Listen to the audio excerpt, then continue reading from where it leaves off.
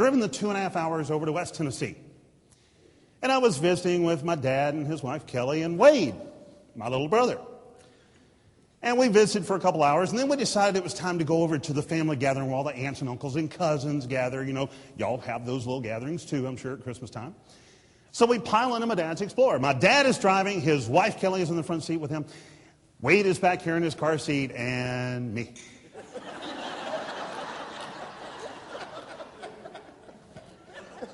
One happy family headed to the family gathering. Well, I'm a huge proponent of seatbelts, and so I turned to Wade, and I just asked him the simple question, Wade, do you have your seatbelt on? It was kind of hard to tell because, he had a thick jacket on, big, thick, down-filled jacket, and also it was getting dark, so it was kind of hard to tell. So I asked him, Wade, do you have your seatbelt on? Now, have you ever asked somebody on your team a simple question, looking for a yes or no answer? But they don't give you one? Instead, what do? That's what Wade did. 5 years old, already learned the blame game. No, because, Daddy didn't buckle me in. Now, I'm a huge proponent also of self-responsibility, teaching people to take initiative. So do you think I let a 5-year-old get away with that?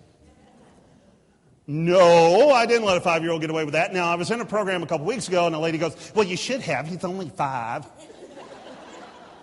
And I said, you know what? I'm a fun guy. I like to have fun with folks, but let me get serious here for just a second. Let me explain to you what happens if you don't teach kids this value of responsibility. This is what happens.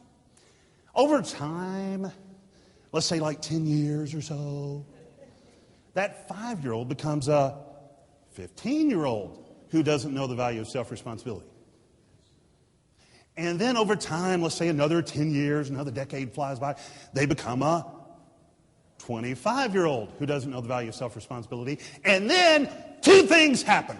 Number 1, they reproduce.